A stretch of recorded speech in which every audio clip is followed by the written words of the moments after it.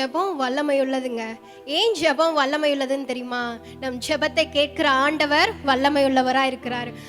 அப்பேற்பட்ட ஜெபத்துல நம்ம வைராக்கியம் உள்ளவங்களா இருக்கணும்னு சொல்லி ஆண்டவர் எதிர்பார்க்கிறாரு. ஒரு எஸ்தரை போல, ஒரு தானியலை போல நம்ம மாறணுங்க.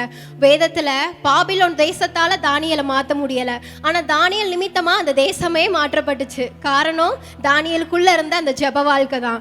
அப்ப யாரு தேவனுக்கு முன்பாக முழங்கால் படிடுறாங்களோ அவங்கள ஆண்டவர் மனுஷங்களுக்கு முன்பாக நிமிர்ந்து நிற்க பண்ணுவாராம். அதுதான் தானியலுடைய வாழ்க்கையில நடந்துச்சு.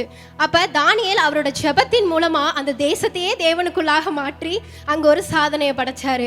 அப்ப தானியலால முடியும்னு சொன்னா நம்முடைய ஜெபத்தினால நம்மளுடைய தேசத்திலையும் நம்ம சாதனை புரிய முடியும்.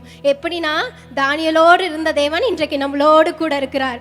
அப்ப ஜெபம்ன்ற ஆயுதம் நம்மளுடைய வாழ்க்கையை மாத்திரம் அல்ல, நம்ம சுற்றி இருக்கிறவங்களுடைய வாழ்க்கையே அது அசைக்கக்கூடியதா இருக்குது. எப்படின்னா தேவனுக்காக மனுஷங்க முன்பாக நிற்கிறது ஒரு காரியமா இருக்கலாம், ஆனா அதே மனுஷங்களுக்காக தேவனுடைய பாதத்துல விழுந்து கிடக்கிறதுன்றது முற்றிலும் வித்தியாசமான ஒரு காரியங்க. வேதத்துல எஸ்தர் ராஜாத்தியுடைய வாழ்க்கையை பார்த்தீங்கன்னா யூத ஜனங்களுக்காக தேவனுடைய பாதத்துல இருப்பாங்க. அவங்க திறப்புல நின்று ஜெபிச்சது நிமித்தமா யூத ஜனங்களே விடுதலை பெற்றுக்கொள்வாங்க. இன்றைக்கும் நம்மளுக்கு அப்படிப்பட்ட வைராகியம் வேணும். ஒரு தானியலை போல, ஒரு எஸ்தரை போல ஜெபத்துல வைராகியம் உள்ளவங்களா இருக்கணும்னு சொல்லி ஆண்டவர் எதிர்பார்க்கிறாருங்க. அப்ப உங்க சுய விருப்பத்திற்கு இடம் கொடுக்காம ஜெபத்திற்கும் தேவனுடைய ராஜ்யத்திற்கும் நீங்க முதலிடம் கொடுக்கும்போது அந்த ஜெபமுள்ள வாழ்க்கை உங்களுக்கு ஜெயத்தை கொண்டு வருங்க.